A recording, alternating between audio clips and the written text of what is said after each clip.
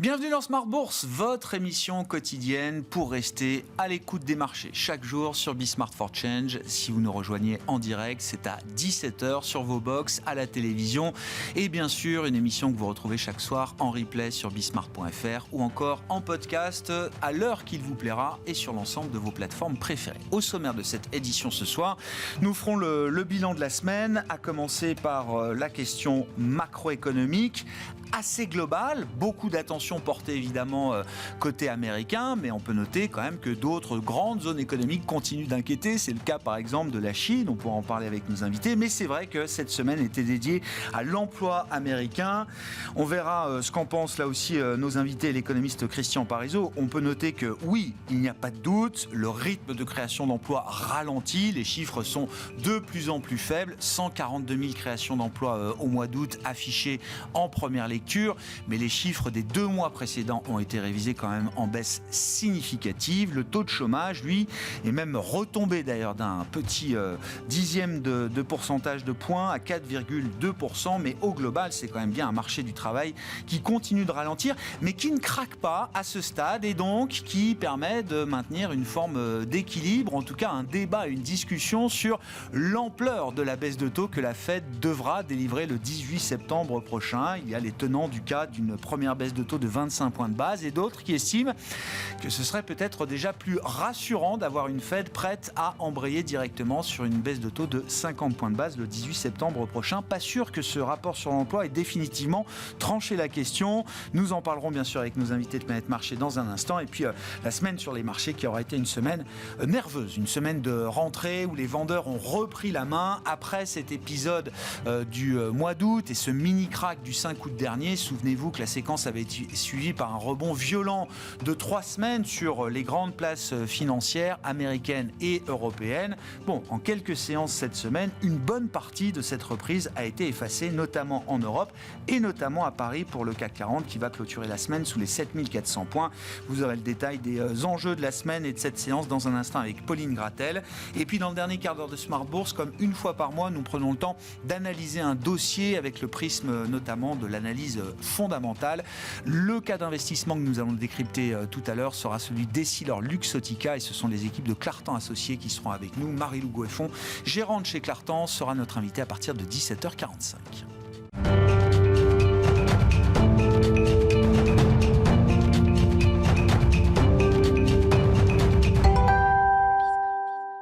Tendance, mon ami, chaque soir en ouverture de Smart Bourse, les infos clés du jour sur les marchés avec Pauline Gratel. Bonsoir Pauline. Bonsoir. Les marchés, les investisseurs qui bouclent donc une semaine compliquée avec le retour du stress sur les actifs risqués. Oui, les bourses européennes et les marchés dans leur ensemble terminent une semaine compliquée avec un retour de la volatilité qui a vu l'indice VIX repasser au-delà du seuil de 20. Au final, le CAC 40 termine cette semaine en dessous des 7400 points. Bon, l'attention du jour était portée évidemment sur l'emploi américain avec l'application du rapport mensuel. Quels sont les chiffres clés qu'il faut retenir, Pauline ? En août, l'économie américaine a créé 142 000 emplois. C'est moins que ce qui était attendu puisque les analystes tablaient sur 164 000 créations. Le chiffre des 2 mois précédents a par ailleurs été revu à la baisse de 87 000 emplois au total. Le taux de chômage est en léger recul à 4,2% de la population active. C'est ce qui était attendu. Du côté des salaires, ils augmentent de 0,4% sur un mois et de 3,8% sur un an. Bon, rapport qui est un peu entre deux, effectivement. Il n'est peut-être pas suffisamment mauvais pour déclencher le signal d'alarme sur les marchés. Et en même temps, il n'est pas suffisamment beau pour rassurer totalement. On a vu d'ailleurs que les réactions de marché étaient très hésitantes. Oui, après avoir hésité, le rendement de l'obligation américaine à 10 ans tombe à moins de 3,70%. Du côté des marchés actions, beaucoup d'hésitations encore, avec un Nasdaq dans le rouge à l'ouverture qui sous-performe notamment par rapport au Dow Jones.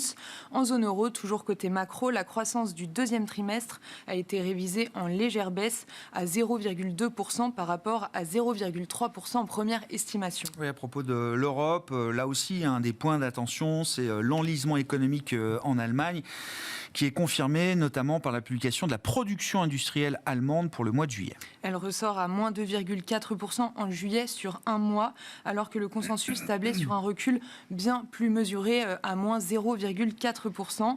Côté échanges commerciaux, les importations allemandes du même mois progressent de 5,4%. Concernant les exportations, elles ressortent en hausse de 1,7%. L'actualité des entreprises marquée aujourd'hui par la baisse significative du titre Elis qui a chuté de plus de 15% aujourd'hui. Le groupe de blanchisserie et de services aux entreprises se serait rapproché de Vestis, une société américaine qui fournit des uniformes de travail dans le but de la racheter selon une information de Reuters.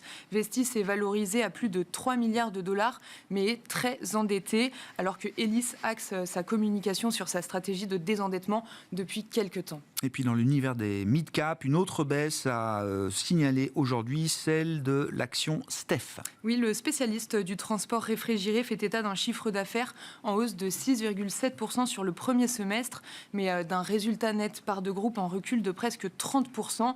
Le titre Steph recule aujourd'hui de 7%. Enfin, Carmat, l'entreprise des cœurs artificiels, abaisse sa prévision de chiffre d'affaires pour 2024 entre 8 et 12 millions d'euros contre 14 initialement.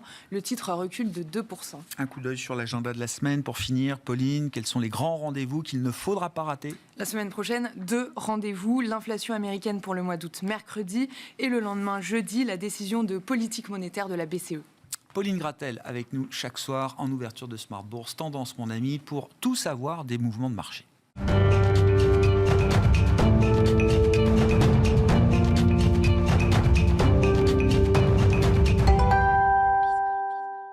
Deux invités avec nous ce soir pour décrypter les mouvements de la planète marché, faire le bilan de cette semaine et essayer de comprendre ce retour de stress sur les marchés. On est peut-être d'ailleurs dans un phénomène de réplique par rapport à ce qu'on a connu début août et des inquiétudes macroéconomiques qui semblent grandir chez les investisseurs. Gilles Guibou est avec nous pour en parler, responsable des actions européennes chez AXA IM. Bonsoir Gilles. Bonsoir Grégoire. Christian Parizeau, économiste et président d'Altair Economics, est également à nos côtés. Bonsoir Christian. Bonsoir. Bon, normalisation ou récession, qu'est-ce qui attend l'économie américaine devant nous, Christian, crevons l'abcès, puisque cette question, on va se la poser, j'imagine, à chaque publication de données économiques, de statistiques majeures. On a eu beaucoup de données d'emploi tout au long de la semaine concernant donc le marché du travail américain. Que nous apprend ce rapport sur l'emploi du mois d'août aux États-Unis? Et est-ce qu'on arrive à répondre à cette question de savoir si l'économie américaine est simplement en train de normaliser une séquence de surchauffe, ou est-ce qu'on est déjà un peu plus avancé sur un chemin qui irait au-delà de la normalisation et qui pourrait amener un épisode récessif peut-être pour l'économie américaine? Bonne question. Oui, On le savait. La question à plusieurs milliards de dollars, on va dire, sur les marchés. Oui, non. Le gros problème qu'on a aujourd'hui, c'est qu'il y a beaucoup de scénarios ouverts qui se sont ouverts d'un seul coup pour les marchés. Jusqu'à maintenant, on était dans l'idée assez géniale d'un ralentissement de l'économie américaine, une banque centrale américaine qui allait commencer à baisser ses taux, et donc on pouvait jouer tranquillement la reprise économique en 2025, et tout allait bien. Alors maintenant, il y a deux éléments qui commencent un petit peu à faire peur. C'est d'une part, on se dit, oui, il y a un ralentissement économique, mais les entreprises ne licencient pas. Alors c'est quand même assez étonnant, surtout connaissant les États-Unis. On n'est pas sur des entreprises qui n'ajustent pas leurs effectifs. Et là, effectivement, on n'a pas eu d'ajustement encore de l'emploi. On reste sur des entreprises qui n'embauchent plus. Donc ça montre bien qu'il y a quand même bien un ralentissement économique. Donc on est un peu moins confortable parce que jusqu'à présent, on était encore sur des entreprises qui créent énormément d'emplois.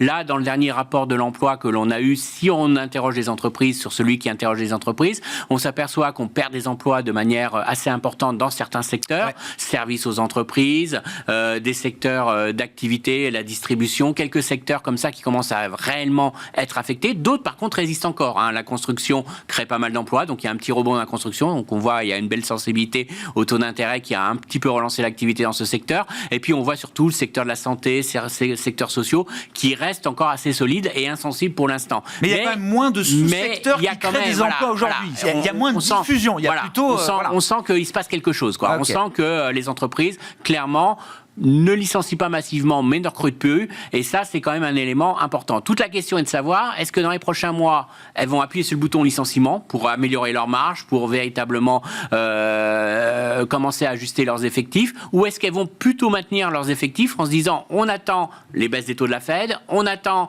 le fait qu'on passe les élections américaines, qui sont quand même un vrai élément qui bloque pas mal de décisions en ce moment aux États-Unis, hein, ça marque les esprits, et on joue plutôt 2025, et là, il ne faut pas se trouver en pénurie de main-d'œuvre. Oui. Donc, on sait depuis quelques années maintenant qu'il y a plein de facteurs structurels notamment qui rendent les marchés du travail un peu partout dans le monde compliqués, tendus, avec ces idées de pénurie à l'arrivée. C'est vrai qu'on dit toujours en économie que les chiffres de l'emploi, c'est un indicateur retardé, parce qu'en général, c'est en retard, on réagit en retard de l'activité, mais aujourd'hui, on a tellement de flou et on manque tellement de visibilité sur l'économie. Hein, Monsieur Powell nous dirait les incertitudes économiques sont importantes, pour reprendre un terme de banquier central. Donc, on a tellement de flou qu'on se dit que finalement, l'indicateur qui va nous indiquer si c'est grave ou pas, ça sera les chiffres de l'emploi. Alors, ce qui fait que maintenant, le marché est un peu face à un mur, parce qu'il hésite. Il se dit, si véritablement les entreprises commencent à appuyer sur le bouton et qu'on voit brutalement le marché de l'emploi se dégrader, la Banque centrale américaine, elle a trop tardé à baisser ses taux, et on va vers une récession, et bien, certes, elle baissera ses taux, mais ça sera le pompier, et on va passer un mauvais quart d'heure.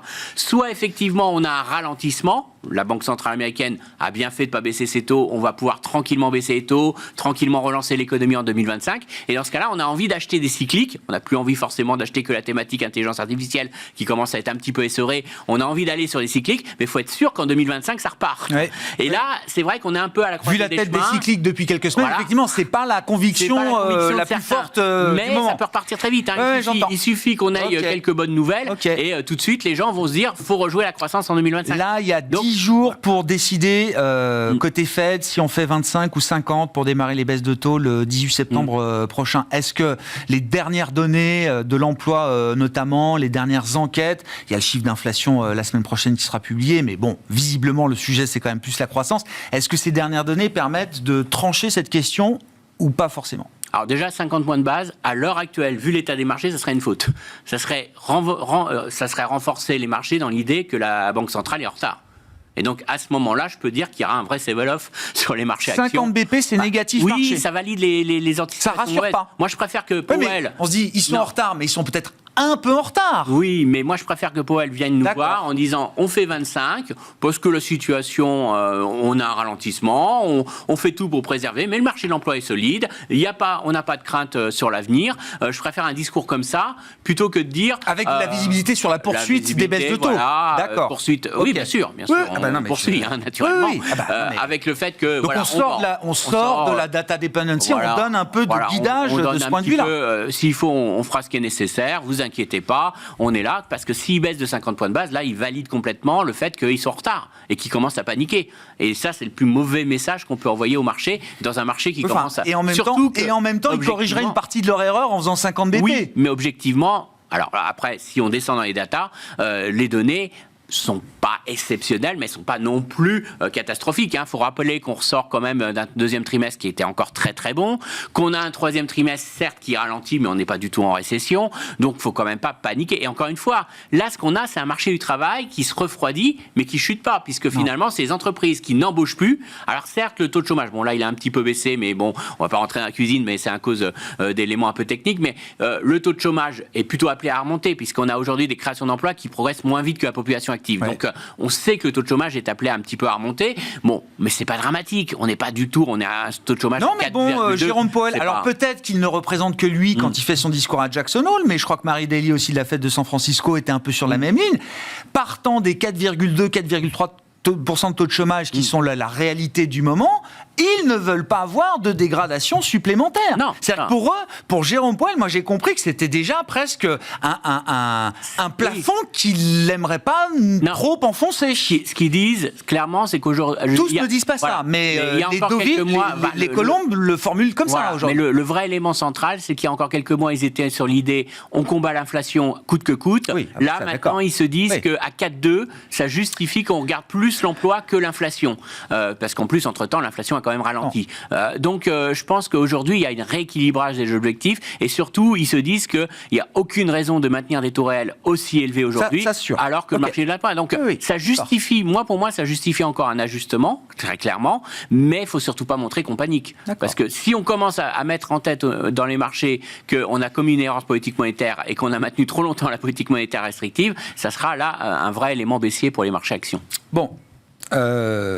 Gilles, comment vous regardez alors ce que j'appelle un peu ce sell-off macro? Donc il y a eu l'épisode de début août, bien sûr, la semaine de rentrée, cette semaine a été une semaine marquée par le retour de stress, et c'est vrai que quand on voit un peu les actifs qui sont vendus, alors ça a été les matières premières, le pétrole, je crois qu'il y a une journée à -5 sur le pétrole là, cette semaine, on voit les grandes valeurs du luxe, la tech également, alors tous les trades évidemment les plus surpeuplés qui se dégonflent, qui se débouclent aujourd'hui, le dollar qui a quand même plutôt tendance à reculer face à pas mal de devises majeures.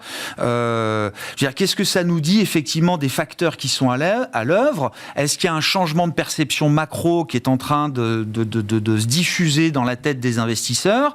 Et est-ce qu'on va continuer à jouer, à se faire peur entre chaque baisse de taux de la Fed côté américain, de la BCE côté zone euro? Alors, très clairement, quand on regarde, jusqu'à maintenant, on estimait que ce qui devait conduire à des baisses de taux, c'était une réduction de l'inflation ou une normalisation de l'inflation. Les bonnes baisses de taux. Une bonne baisse de taux.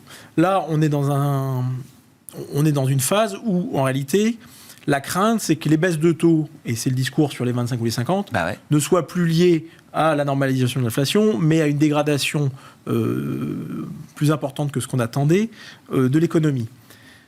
Ce qu'on peut voir d'une manière générale, c'est qu'on a quand même plusieurs signaux sur différentes zones géographiques qu'effectivement, il y a une économie qui ralentit. En Chine, oui, mais y compris aux États-Unis, où jusqu'à maintenant, effectivement, on a des chiffres qui sont assez contrastés, où on voit, on va dire, les chiffres de la construction qui sont bons, mais avec un secteur de la construction et de l'investissement en règle générale qui reste encore aux États-Unis assez largement soutenu par les différents plans qui avaient été initiés, qui étaient la IRA, le Semiconductor Act, le Build Back America. Donc, tout ça, ça continue à se diffuser, ça ne s'arrête pas du jour au lendemain. Non. Là où il y a quand même un peu d'inquiétude, moi, en tout cas, il y a un point d'attention pour moi quand je regarde le marché américain, c'est la consommation. On voit que les chiffres de la consommation américains, ils ne sont pas tout à fait homogènes, et on a des signes qui sont assez dissonants. Avec des Nike, ça c'était au moment de la publication trimestrielle. Dollartree aussi, j'ai vu, enfin des chaînes comme ça, des bas prix. Dollartree, c'est vraiment du discount américain, je veux dire. Donc des populations qui sont les plus bas revenus. Ouais, c'est ça, les plus bas revenus, qui là vraiment sont en train de souffrir visiblement. Qui sont en train de souffrir. Starbucks, ok. Et avec des incidents sur les cartes de crédit qui visiblement commencent à augmenter. Ça me fait penser qu'il y a quand même un point d'attention, c'est que le PIB américain, la croissance américaine, c'est 60%, 70% lié à la consommation américaine. Donc, c'est vrai qu'aujourd'hui, on a encore cette activité qui est soutenue par ces plans d'investissement, mais que du côté de la consommation, qui est une composante essentielle, on a des signes dissonants. Et ça, pour moi, à minima, c'est un point d'attention. Donc, aujourd'hui, il est trop tôt pour moi pour éventuellement commencer à construire une trajectoire très claire. D'autant qu'on a quand même quelques échéances dans les semaines qui viennent, qui sont pas nulles et qui vont avoir un impact majeur. Je pense qu'on est tous d'accord pour dire que le résultat Trump ou Harris, c'est pas tout à fait le même impact sur les marchés. Ouais. Dans un cas, on a des baisses d'impôts et éventuellement des droits de douane et un impact sur l'immigration et potentiellement sur le droit du travail. Sur les Après, je me méfie toujours du côté ça change, c'est tout ou rien, quoi. C'est-à-dire, on a l'impression que si c'est Harris, tout va d'un côté, si c'est Trump, tout va de l'autre. Il y a quand même des garde-fous. Enfin, je veux dire, ne serait-ce que les marchés. Je veux dire, voilà. Quelles sont les marges de manœuvre politiques? Donc, il y a aussi l'idée que ça peut être peut-être. Je ne vais pas dire un no news, mais peut-être que c'est pas non plus le game changer qu'on peut imaginer.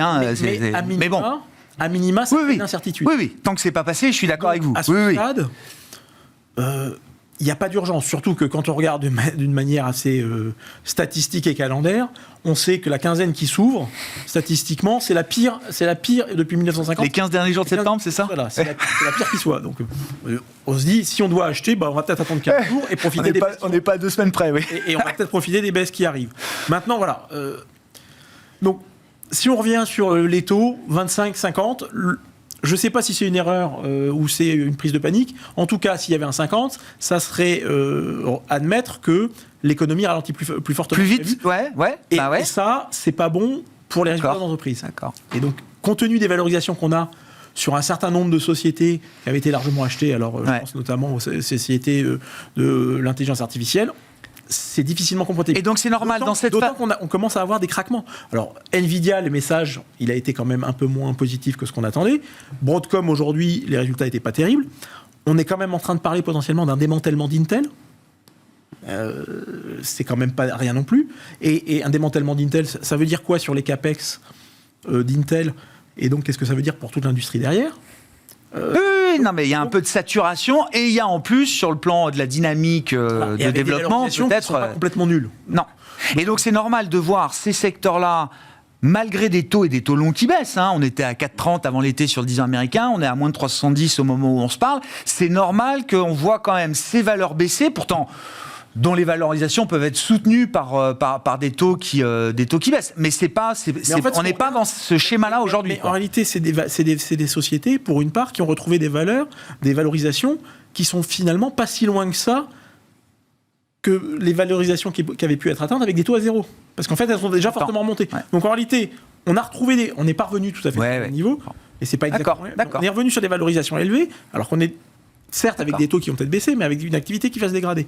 Et c'est là où aujourd'hui, si on veut jouer, se positionner sur des baisses de taux, il y a sans doute, et c'était le discours qu'on avait avant l'été, c'est de se dire, finalement, il faut peut-être mettre un peu plus humble et aller chercher des choses qui vont profiter de la baisse des taux, qui sont les secteurs qui sont traditionnellement défensifs, qui sont la consommation durable et les utilities, qui n'ont certes pas beaucoup de croissance, mais qui à ce stade... Et c'est le mouvement qu'on a vu se mettre en place là depuis quelques semaines. Et ça s'observe. Et quand on regarde, aujourd'hui, je regardais ce matin, une valeur comme Iberdrola, elle est en train de faire un plus haut historique. C'est une valeur dont les résultats ont fortement monté depuis 2020, mais qui en réalité, avant l'été, avait les mêmes cours que ceux qu'elle avait en 2021. Je comprends, Et simplement, elle a commencé à remonter assez fort. Il y a un re-rating là, qui s'opère sur ces valeurs. Et malgré tout, on reste en dessous des valorisations de long terme sur ces titres-là. Donc, je pense que voilà, il y a sans doute... On est sans doute dans un moment où il faut être un peu attentiste, accepter de ça, c'est des positions d'attente. Vous dites quand le marché se met à revenir. Alors effectivement, on a vu la santé aussi, les utilities, staples, consommation de base, etc. Pour vous, à ce stade, c'est une position d'attente. C'est une position où on a quelque chose d'un peu plus visible et un peu moins de variabilité sur les earnings.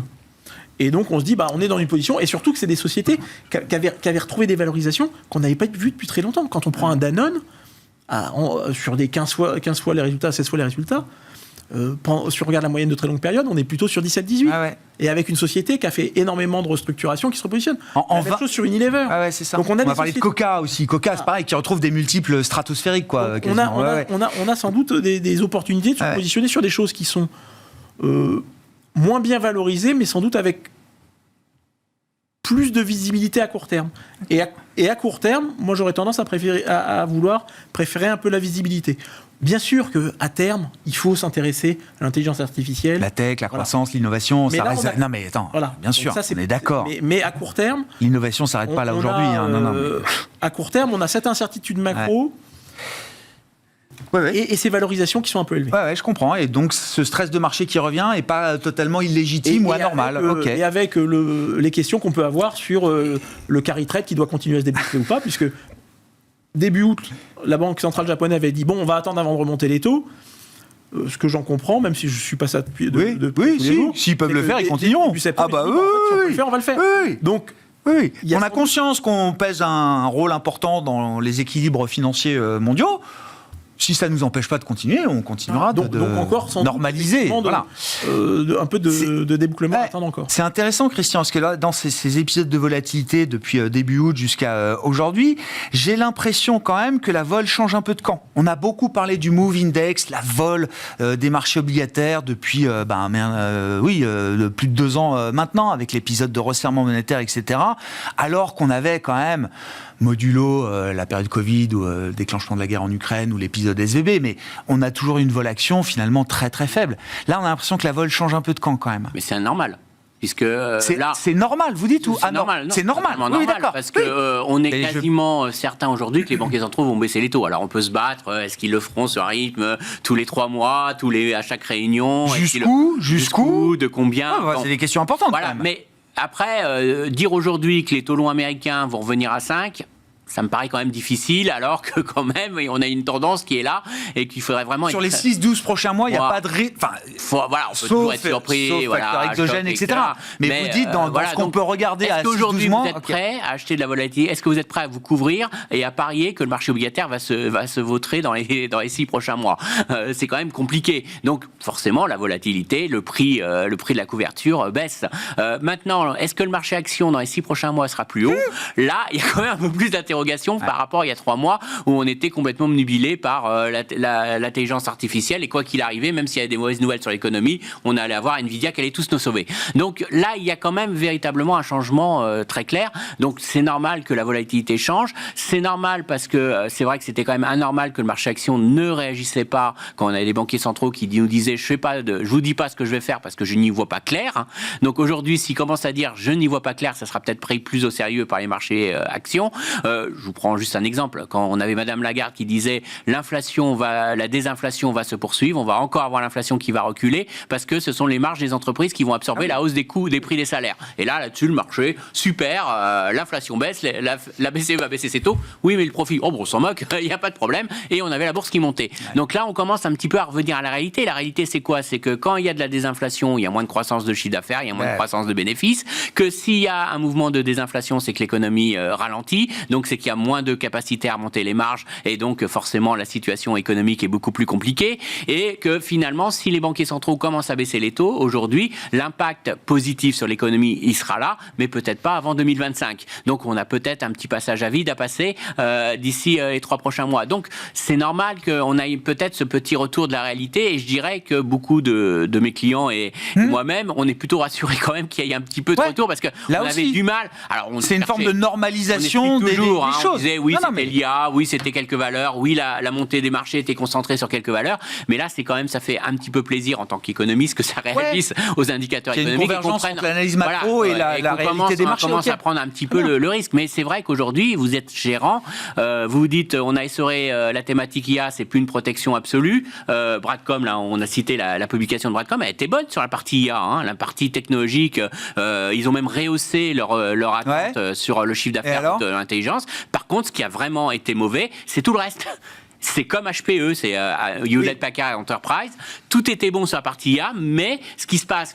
C'est relativement simple. Les entreprises investissent massivement dans l'intelligence artificielle parce qu'elles n'ont pas le choix. Alors, on peut toujours parler, est-ce que ça sera rentable? Ça, c'est un autre débat. Mais en tout cas, il y a une réalité économique. C'est pas du faux, c'est pas... Voilà. Mais derrière, elle coupe tous les autres budgets. Et ce qui coupe les autres budgets, il coupe aussi tout ce qui est infogérance, développement informatique. Donc, il n'y a que l'IA qui est préservée. OK, mais ça veut dire que c'est pas si positif que ça, à part si vous êtes à Nvidia où vous faites très concentré sur ce segment-là. 99% de vos chiffres d'affaires, c'est des GPU, quoi. Donc, là, ça va. Mais le reste du secteur va souffrir. Donc, finalement, on sent qu'il n'y a plus cette protection, cette immunité. Et puis derrière, il y a une conjoncture économique qui est quand même difficile. Une Allemagne qui va très mal en Europe, une Chine qui repart pas, et une économie américaine qui ralentit. Donc là, tout ça, c'est beaucoup pour les matières premières, notamment. Gilles, sur la Chine, quand même, parce que, encore une fois, moi, quand je vois le pétrole, les matières premières s'effondrer ça fait quand même quelques semaines que ça rebaisse fortement avec des sell-off à -5 sur le pétrole.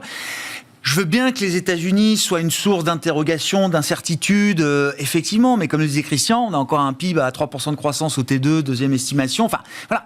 Donc j'ai l'impression que ces mouvements-là, ils sont aussi le résultat d'inquiétudes sur la Chine, non seulement qui se lèvent pas, mais peut-être qui continuent de grandir. Tous les groupes qui ont des activités exposées à la Chine, que ce soit dans la conso, dans l'industrie, etc., je parle des groupes occidentaux, ils ont reporté que des mauvaises nouvelles sur cette partie-là. Alors, je pense qu'effectivement, la Chine est une vraie question, et en plus, elle a, alors, compte tenu de son poids dans le PIB global, et également compte tenu de la contribution à la croissance des entreprises européennes.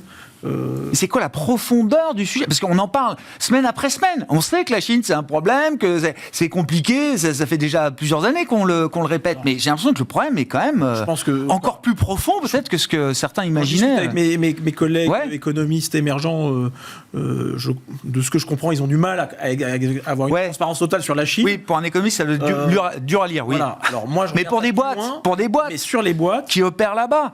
Ce que disent les sociétés, c'est qu'en fait, aujourd'hui, effectivement, elles rencontrent également plus de difficultés avec des marchés qui ralentissent. Alors après, il y a des segments qui fonctionnent. Si vous êtes effectivement sur le bon segment, il y a, je voyais Schneider hier, il disait que eux, sur un segment, là où Siemens, sur la partie digital infrastructure, ils avaient plus de difficultés. Schneider, ça a l'air de mieux se passer. D'accord. Et ils n'ont pas de concurrence chinoise en face. Parce que c'est ça aussi, c'est-à-dire qu'il y a à la fois le ralentissement du marché chinois et l'intensité concurrentielle qui explose dans plein de domaines. C'est qu'ils ont visiblement pas encore... C'est ça. Ils sont encore protégés avec leur expertise. Pour combien de temps ? Ce qu'on peut voir, c'est qu'effectivement, on a un certain nombre de sociétés chinoises qui maintenant sont à niveau. On peut prendre l'exemple des voitures. Oui.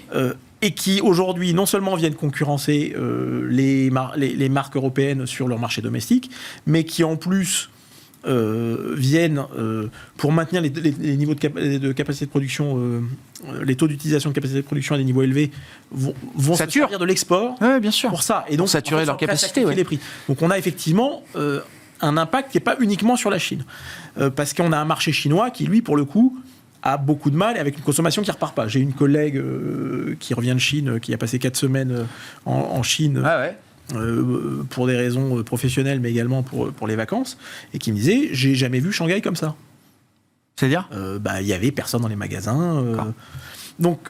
Non, puis je vois même, au-delà de l'auto, encore une fois, vous regardez un Starbucks en Chine face à un Luckin Coffee, c'est-à-dire que pour chaque grande enseigne, grande franchise occidentale sur un segment de consommation, il y a le comparable chinois. Et qui, aujourd'hui, Luckin, on en parle depuis plusieurs années, c'est coté à New York, etc. C'est une boîte connue, qui est publique. Mais sauf que là, ça y est, ça décolle. En Chine, on va plus chez Starbucks, on va chez Luckin. Et du coup, effectivement, on a un marché qui avait. Mais à côté de ça, c'est pas uniquement ça. On voit bien quand même que les chiffres sur la consommation chinoise sont globales. Oui. Parce qu'il y a le problème de l'immobilier, qui est quand même un élément central dans leur patrimoine. Donc, il y a quand même des problèmes, sans doute, visiblement plus structurels en Chine. L'effondrement du secteur auto en Europe, là, parce que, encore une fois, c'est un secteur, ça montre aussi comment le marché a changé ces derniers mois. Le secteur auto en Europe, j'ai regardé jusqu'à mars, avril, mai, enfin jusqu'au printemps, c'était le secteur leader. On avait des perfs à 2 chiffres sur le secteur, alors c'était des recoveries, etc. Et puis alors l'effondrement était spectaculaire, c'est moins 50% depuis les points hauts du printemps dernier. Alors je pense que là-dessus, il faut voir 2 choses. On revient sur la thématique du consommateur. Ouais. Avec des sociétés automobiles qui ont l'obligation d'investir et qui aujourd'hui ne peuvent plus, sont obligés de passer les hausses de prix pour pouvoir maintenir leur marge. Et jusqu'à maintenant, elles faisaient pas trop de guerre de prix. Et là, elles vont devoir rentrer un peu dans une guerre de prix. On a vu Tesla qui avait annoncé 2 baisses de prix depuis le début de l'année, voire 3. Donc on a quand même un changement d'environnement qui devient plus compliqué. Et finalement, on est en train de retrouver un secteur automobile bien plus similaire à ce qu'il pouvait être en termes de comportement vis-à-vis des consommateurs au début des années 2000. C'est juste le début des problèmes pour eux aujourd'hui, là ou Quand on regarde les valos, j'imagine, c'est déjà, il y a déjà le pire, je sais pas, mais en tout cas, un avenir très noir, déjà pricé. On retrouve les valos qu'on a toujours eu. L'anomalie qu'on a encore aujourd'hui, c'est qu'on a des niveaux de marge, notamment sur un groupe comme Stellantis, qui restent encore assez élevés. Donc la question, c'est est-ce que la marge va tenir ?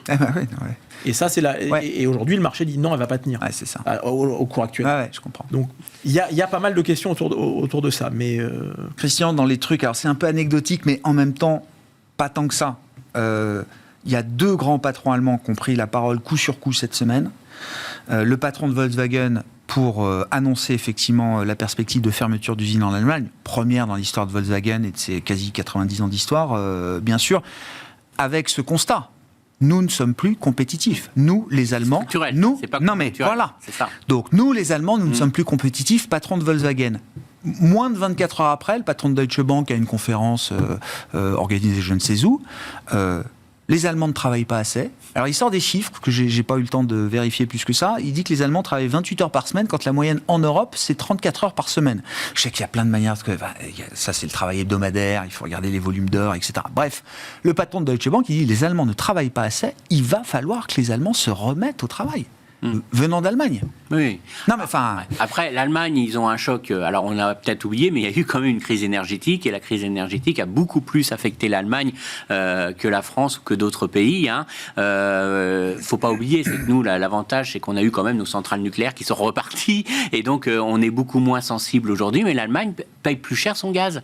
Et ça coûtait beaucoup moins cher d'avoir des gaz qui arrivaient de Russie par gazoduc que de l'importer en GNL. Donc ils ont déjà... Même les efforts de sobriété énergétique des entreprises qui ont été mis en place, ça ne permet pas de compenser le delta. La chimie allemande, comment elle souffre en ce moment. Et en plus, nous, par exemple, par rapport à la France, on est sauvés parce que nous, il y a une partie qui est comprise dans la chimie, qui est la chimie de parfum, qui est plutôt du luxe. Donc qui n'est pas sensible à ça. Donc l'Allemagne est vraiment aujourd'hui très affectée par ce choc énergétique, même si les cours du gaz ont beaucoup baissé, on est d'accord, mais ils ont des coûts de production qui ont fortement augmenté. Il ne faut pas oublier, l'énergie, ça reste un des principaux coûts non salariaux importants dans tous les process de production, et ça se diffuse dans l'économie. Donc ils ont un vrai problème, et on le voit par rapport à ces commandes à l'export, qui véritablement sont sous pression. Alors là, on a eu un chiffre hier qui était un petit peu meilleur, mais qui est lié essentiellement aux commandes exceptionnelles, mais le noyau dur des commandes reste toujours très mal orienté, et d'autre part, l'Allemagne a vu son principal partenaire commercial, qui est la Chine, s'effondrer. Et ça, c'est un vrai problème. Alors pourquoi, juste, je vais dire un petit mot sur la Chine. Justement, c'est un gros problème, parce que je pense qu'on a un vrai problème Xi Jinping. C'est-à-dire que, grosso modo, il y avait deux courants au sein, et on en a discuté au mois de juillet au niveau de la Chine. Voilà, il y avait un courant qui disait qu'il faut relancer par la consommation, et un autre qui disait qu'il faut relancer par l'offre. Politique de demande, politique de l'offre, c'est vieux comme le monde. On connaît ça en France aussi. Et sauf qu'à la différence, plutôt étonnant peut-être pour un gouvernement chinois, mais Monsieur Xi Jinping a dit il n'est pas normal que les Chinois s'enrichissent par l'État. Le Chinois doit s'enrichir par son travail. Et donc on mènera une politique de l'offre et pas une politique de la demande. Et ça fait peur à tout le monde. Pourquoi ? Parce qu'aujourd'hui, toute l'orientation politique de la Chine, c'est avant tout de soutenir son tissu industriel, de subventionner des industries qui aujourd'hui produisent trop, font des stocks parce que leur marché intérieur est en panne, et pensent qu'à une chose, vendent à l'extérieur à bas prix. Mais le constat, c'est qu'on ne fait pas boire un âne qui n'a pas soif. Voilà, mais le consommateur chinois, il n'a pas de sécurité. Non, mais il y a un vrai problème aujourd'hui, c'est qu'on ne relancera pas par la demande intérieure, on relancera par les exportations, et derrière, ça amplifie cette guerre commerciale où on va se protéger, parce qu'on ne peut pas accepter aujourd'hui, quand on voit les quantités de stocks de panneaux solaires, de véhicules électriques qui ne demandent qu'à être exportés. Vous savez pourquoi on n'a pas plus de véhicules électriques en Europe ? Parce que la Chine manque de navires pour transporter des véhicules et les exporter vers l'Europe. Sinon, il y aurait longtemps qu'ils auraient exporté beaucoup plus. Ils sont en train d'en construire 4 en ce moment pour exporter plus. Donc vous voyez, il y a des contraintes physiques qui fait, mais aujourd'hui, ils sont en train d'entasser dans leurs usines des véhicules. Alors je dis pas ça pour faire peur, je dis juste qu'il y a une politique aujourd'hui chinoise de relance par l'extérieur, et c'est ça qui fait que ça ne redémarre pas véritablement en Chine, puisque le vrai problème, c'est la demande intérieure, à mon avis. La machine à exporter et même connaît une crise même de croissance, de capacité, mais vous dites à l'intérieur, il ne se passe rien. Il ne se passe rien. Alors du coup, on se dit, il y a un gonflement des stocks, donc à terme, ça va peser sur les commandes de matières premières, et il va falloir bien ralentir la production en Chine.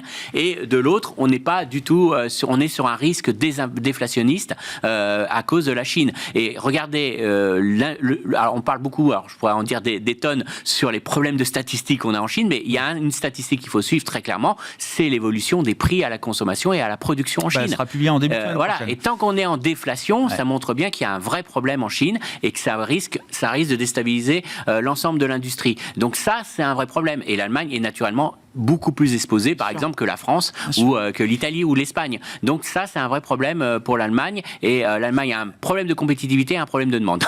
Les deux à l'extérieur. Bon, en interne, on sait que c'est pas terrible, mais surtout à l'externe, un vrai problème de positionnement. Et ça, ils sont en train de le payer. Et c'est pour ça que vous avez des confrères allemands et économistes allemands qui commencent à parler de désindustrialisation à venir de l'Allemagne. Donc ils commencent à avoir vraiment peur. Là, on est parti pour une troisième année au moins de croissance zéro. On a vu encore, il faut qu'il vienne de réviser encore à la baisse. Et il n'y aura pas de rebond en 2025 d'après les conjoncturistes allemands. Et puis structurellement, il ne se passera pas grand-chose avant les élections fédérales de 2025. C'est à l'automne 2025 en Allemagne. Je pense que là, non mais enfin, je veux dire, là, on est surtout politiquement en Allemagne, parlant. Oui, mais au-delà de ça, en Allemagne, on se dit que c'est pas conjoncturel. Que là, il y a une vraie remise en cause structurelle, et ça, c'est pas rassurant. Non, c'est pas rassurant pour l'ensemble des groupes allemands, industriels allemands. Pourtant, j'ai vu que le DAX avait dû marquer un sommet encore il n'y a pas si longtemps que ça. Enfin, je veux dire, il y a aussi ces phénomènes indiciels qui peuvent diverger parfois de la réalité économique qu'on décrit. Pour les entreprises, là, qu'est-ce qu'on attend des publications? Alors, ça va reprendre dans quelques semaines. C'est pas tout de suite, bien sûr, Gilles, mais comment on a révisé à la suite déjà des résultats du T2? Est-ce qu'on garde l'idée qu'on aura des croissances bénéficiaires positives devant nous? Avec quel état d'esprit on va aborder 2025? Vous parliez tout à l'heure de la cherté des marchés.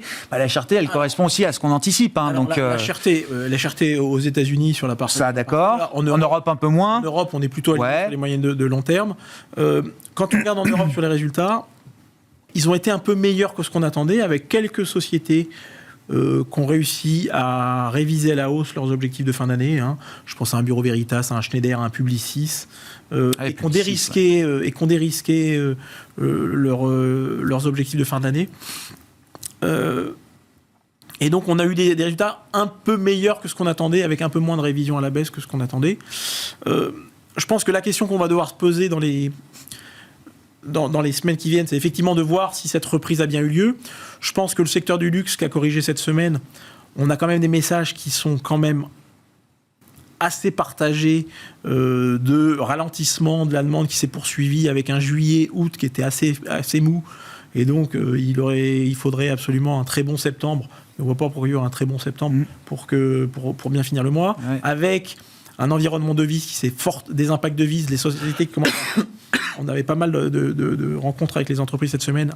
Il y en a plusieurs d'entre elles qui ont commencé à évoquer les impacts du dollar, puisqu'effectivement, au cours de l'été, on a eu quand même un décalage. Et donc ça devrait peser. Donc, on avait quand même beaucoup d'espoir de reprise sur le H2, il va falloir que ça se concrétise, et on a quand même quelques vents contraires. Et si on se projette sur l'année suivante, il y a quand même un sujet dont on n'a pas parlé, mais qui est lié aux élections, y compris américaines, mais aussi à la situation française, c'est qu'on est en pleine définition des lois de finances. Le point commun de tous ces pays occidentaux, c'est quand même le poids de la dette, avec la nécessité quand même peut-être de contrôler cette dette. Ou d'être crédible déjà dans la volonté de la contrôler. Mais ça veut dire sans doute qu'il va falloir escompter sans doute une remontée des taux d'impôt d'une manière ou d'une autre. Et donc ça aura un impact sur alors pas forcément sur les chiffres d'affaires, mais sur les résultats d'entreprise. Donc voilà, je pense qu'il y a matière, encore une fois, quand on met tout ça bout à bout, il y a matière véritablement respirer. C'est ça. Et à être et avoir des ambitions peut-être au fur et à mesure, être un peu révisé à la baisse de ce point de vue. Voilà, les marchés actions ne sont pas hors de prix. Il y a quelques et puis il y a des segments qui ne sont pas hors de prix par rapport à d'autres. Et il y a encore du dividende. Et donc, voilà, il ne s'agit pas de jouer les Cassandres. Et d'ailleurs, comme vous le disiez, il y a plein de secteurs défensifs qui jouent parfaitement leur rôle dans cette phase de marché. Les indices baissent, mais la santé, même Sanofi, je veux dire, a eu un parcours estival impeccable pour marquer, je crois, un sommet d'ailleurs, Sanofi. Mais encore une fois, on est dans un cadre d'une société qui partait d'un niveau de valorisation qui était extrêmement bas. Oui.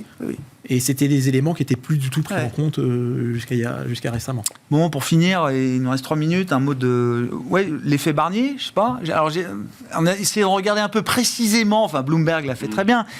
Donc, il y a eu une détente peut-être de 2-3 points de base sur le spread au moment de l'annonce, hier, pendant une demi-heure. Non, mais c'est ce qu'on regarde sur les marchés.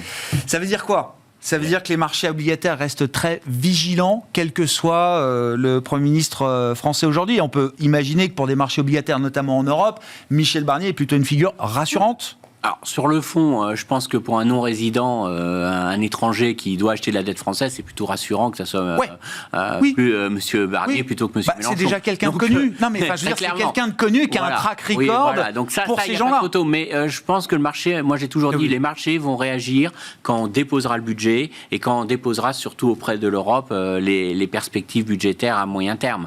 Le marché obligataire, il ne réagit pas, même si on annonçait qu'on a 6% de déficit budgétaire faire cette année. Allez, je grossis le trait volontairement, c'est beaucoup. Mais si c'est que conjoncturel, vous n'allez pas avoir tous les gérants étrangers qui vont vendre le 10 ans à Français en se disant c'est la fin du monde.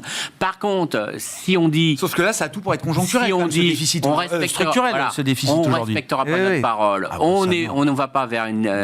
certains politiques oui, l'ont dit, il faut le rappeler quand même, qui prétendaient... Là, il y aura une réponse de marché. Au poste. Là, il y aura une réponse de marché. Là, il y aura une réponse parce qu'on sera très clairement dans l'idée qu'on est pas crédible. Et donc, la crédibilité sur 5 ans sera très importante. Et surtout, je pense que derrière, le marché sera sensible si l'Europe valide aussi en partie cet élément. Si l'Europe dit vous faites n'importe quoi, la BCE se fâche en disant la France fait n'importe quoi, là, vous allez avoir une réaction de marché particulièrement violente. Donc, il y a une question de crédibilité à avoir. Et puis, derrière, on verra. Bon, j'espère que M. Barnier va essayer, et je pense qu'il jouera au maximum ses relations en Europe pour que tout se passe bien. C'est qu'il connaît bien l'Europe et que l'Europe le connaît bien. Ça, c'est plutôt positif. Oui. Il a un capital quand même de ce point de vue-là. Son gros problème, c'est qu'il n'a pas de majorité. Et qui peut être viré du jour au lendemain. Et on va dire que dès qu'on aura la possibilité de nouveau constitutionnellement de pouvoir repasser par la case élection, il sera quand même fortement en risque. Donc ça reste provisoire, ça reste... Bon, l'avantage, c'est qu'on n'a pas de crise, la prime de risque, mais pour moi, le fond du problème reste là, le déficit public, et il faut garder la crédibilité à moyen terme. Et ça reste toujours très présent.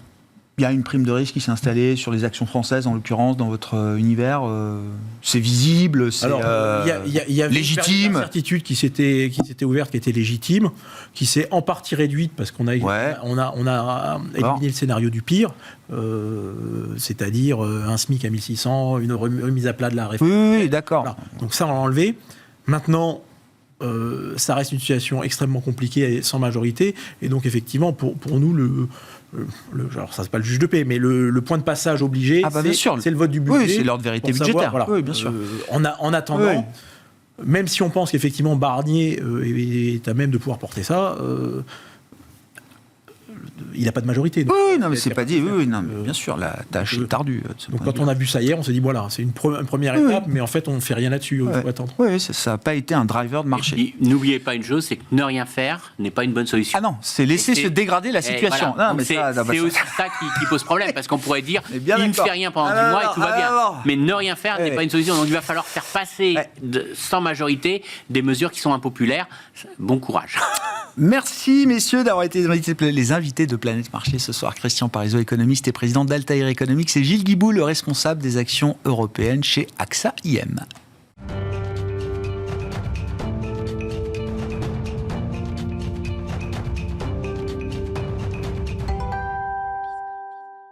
Nous reprenons nos rendez-vous mensuels dans ce quart d'heure thématique et nous retrouvons une fois par mois les équipes de Clartan Associés pour passer au crible un cas d'investissement, un dossier d'investissement avec notamment le prisme de l'analyse fondamentale. C'est Marie-Lou Goueffon qui est à nos côtés ce soir, gérante chez Clartan Associés. Bonsoir Marie-Lou. Bonsoir. Ravi de vous retrouver pour cet exercice d'analyse et vous nous proposez de regarder de près le dossier Essilor-Luxottica aujourd'hui. Alors évidemment, c'est un grand classique de la gestion, c'est même une marque grand public, que le grand public connaît, au moins Essilor, bien sûr, un fleuron national, comme on dit. Mais je pense que c'est important quand même de comprendre ce qu'est devenu le groupe, notamment ces dernières années, et comment est-ce qu'il s'est forgé pour devenir Essilor-Luxottica aujourd'hui. Alors en effet, on peut dire qu'Essilor-Luxottica, c'est un vrai fleuron, c'est un champion et c'est ça que nous apprécions dans notre gestion. Alors pour le dire simplement, c'est le numéro 1 dans le monde de la santé visuelle. C'est un groupe qui est unique par son positionnement à la croisée entre la santé, le luxe et la consommation, et qui effectivement a une culture d'entreprise singulière qui s'est bâtie au fil des siècles et des mariages. Alors effectivement, cette histoire, elle commence en 1849 à Paris avec la création d'une coopérative d'artisans. Ça s'appelait à l'époque l'association fraternelle des ouvriers lunetiers, qui devient la Société des lunetiers, et on comprend qu'avec ce savoir-faire verrier et la révolution industrielle, l'entreprise va ouvrir des usines et exploser. Et donc, elle devient Essel, puis Essilor. Et en 1975, elle entre en bourse à Paris pour accélérer son développement international. Et puis Luxottica, de son côté, c'est aussi une histoire très singulière.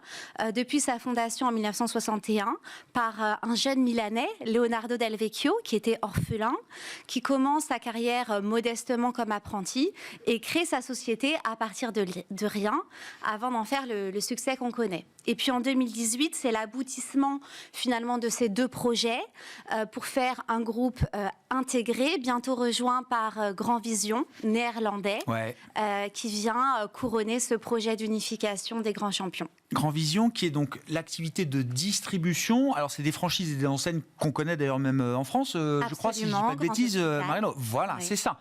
Donc là, c'est la distribution, la partie distribution du groupe Essilor Luxottica.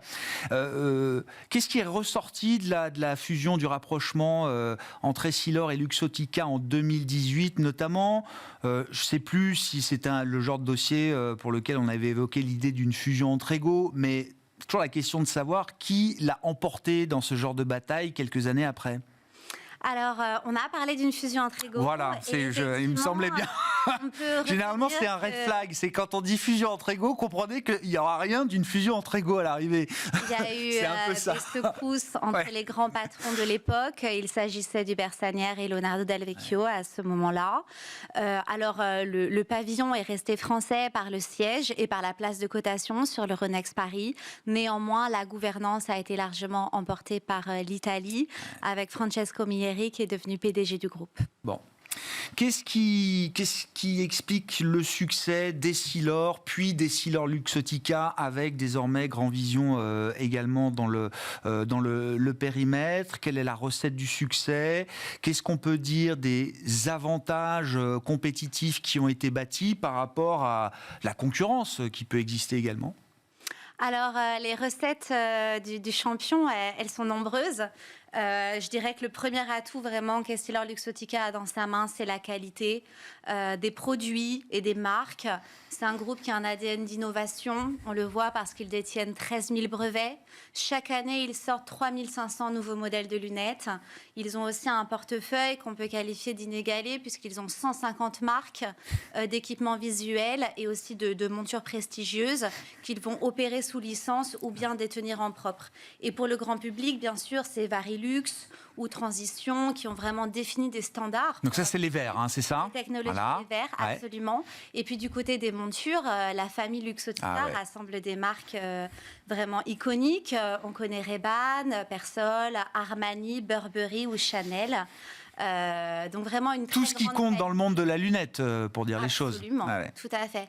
Et puis un autre élément qui est intéressant, c'est ce thème de la diversification. Ils ont 18 000 magasins dans 150 pays. C'est dire s'il s'agit bien du seul acteur au monde à bénéficier de cette présence dans toutes les géographies, sur tous les segments d'activité, tous les canaux de distribution. Et nous, chez Clarton Associés, on apprécie aussi cet équilibre entre les ventes professionnelles et puis les ventes en B2C qui partagent les revenus. Comment ça se mesure, tout ça? Vous dites, alors, leader, j'aime bien le terme de santé visuelle. Leader numéro 1 mondial de la santé visuelle, comment ça se quantifie? Alors, par la part de marché, c'est un groupe qui commande 21% de l'industrie mondiale. Et c'est vrai que cette fusion, elle est venue apporter ça, c'est-à-dire cette capacité à apporter de la convergence entre un besoin de correction visuelle et le caractère désirable d'une monture adossée à un retail très performant. J'ajouterais que comme Essilor maîtrise sa recherche, ses technologies, sa conception, sa fabrication, sa distribution, à la fois des verres aux montures en passant par le solaire, ça lui confère un atout de leader mondial vraiment indiscutable. Essilor, dans l'imaginaire collectif du marché, c'est une valeur défensive. Moi, c'est toujours comme ça qu'on m'a présenté Essilor et que j'ai compris Essilor. Est-ce que c'est toujours vrai? Dans quelle mesure est-ce que c'est encore vrai? Notamment après le build-up, la construction du groupe EssilorLuxottica. Est-ce que le profil est toujours aussi défensif qu'il pouvait l'être auparavant?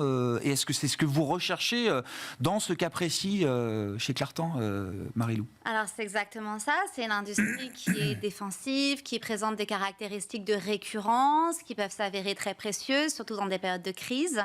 C'est une industrie qui a de l'intérêt déjà par l'immensité du marché mondial dont on parle. C'est à peu près 120 milliards d'euros au niveau mondial.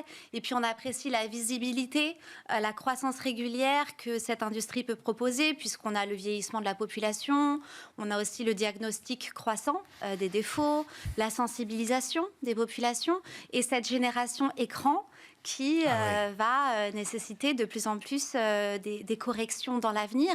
Qu'est-ce qu'on peut dire? On sait combien de la génération précédente ou de la génération actuelle devra ou devrait porter des lunettes demain par rapport à des générations moins attachées aux écrans, par exemple. Alors, on peut qualifier la myopie quasiment de pandémie, puisqu'on estime qu'à l'horizon 2050, 50% de la population mondiale sera touchée par la myopie.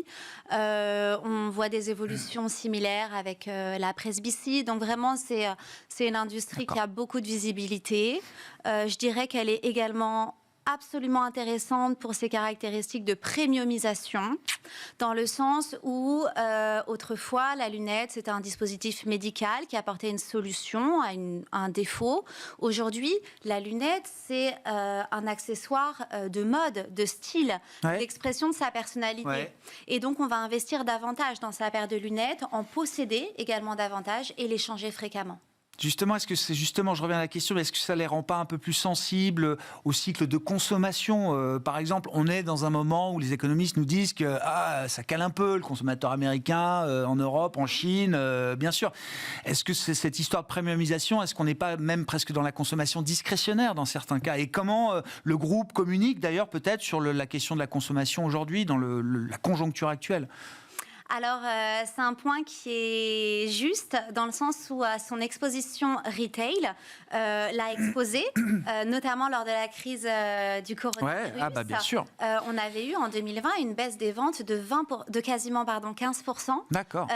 Donc, c'est dire si le groupe n'est pas totalement immunisé avant de connaître une bonne reprise en V grâce aux ventes d'optiques.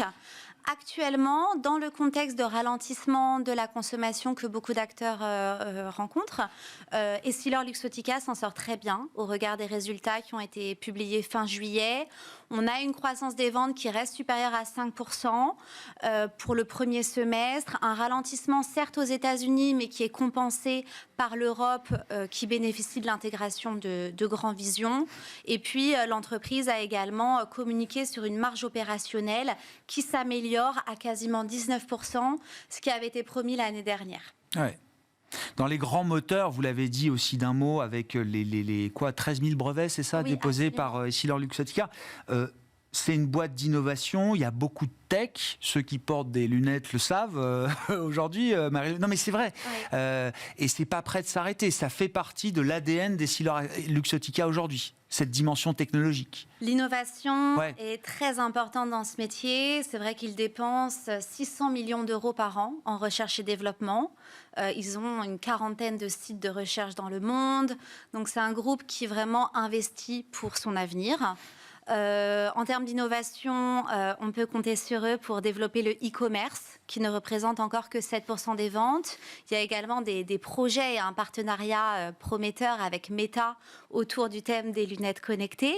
Et puis, la nouvelle technologie, c'est celle de nuance audio, qui est très attendue sur le marché. Il s'agit en effet des premières lunettes de vue au monde équipées d'une aide auditive invisible, embarquée, et qui va pouvoir aider les personnes souffrant d'une perte d'audition. Il n'y a pas d'intrusion dans l'oreille. Absolument. C'est embarqué. Pas d'appareil intrusif. Incroyable. Donc c'est très attendu. On parle d'un marché immense. Toutes les personnes atteintes d'un défaut d'audition léger à modéré. Et ça souligne également cette capacité de transformation de son industrie d'EssilorLuxottica, qui vient révolutionner toute une catégorie de produits. Bon, comment vous gérez cette position chez Clartan? Je crois comprendre que c'est un dossier que vous connaissez bien depuis longtemps, Marie-Lou, peut-être depuis une dizaine d'années que vous suivez, que vous connaissez par cœur. C'est au moment où on se parle, quelle est la position de Clartan par rapport à EssilorLuxottica? Effectivement, c'est un dossier qui a toujours beaucoup compté dans notre gestion. Essilor, puis Luxottica, puis les deux. À un certain nombre d'épisodes en fonction, je dirais, du contexte et puis des niveaux de valorisation. C'est une position qu'on a réintroduite dans le fonds Clartan Valeurs en début d'année. Une position moyenne qu'on a renforcée au fil des mois. On est tout à fait confiant dans la capacité de l'entreprise à délivrer sur sa feuille de route pour les prochaines années. C'est une société à mission. Sa mission, c'est d'éradiquer la mauvaise vision dans le monde. Et on a toute confiance dans le fait que cette mission est loin d'être achevée. Ah oui, c'est ça. Donc, définitivement, c'est un la dossier bataille continue. Voilà, pour Clartan Valeurs. Merci beaucoup, Marie-Lou. Merci d'être revenue pour nous sur ce dossier EssilorLuxottica, désormais un groupe qui s'est quand même beaucoup transformé depuis un peu moins d'une dizaine d'années maintenant. Marie-Lou Goueffon, gérante chez Clartan Associés, qui était avec nous pour ce rendez-vous mensuel dans le quart d'heure thématique de Smart Bourse.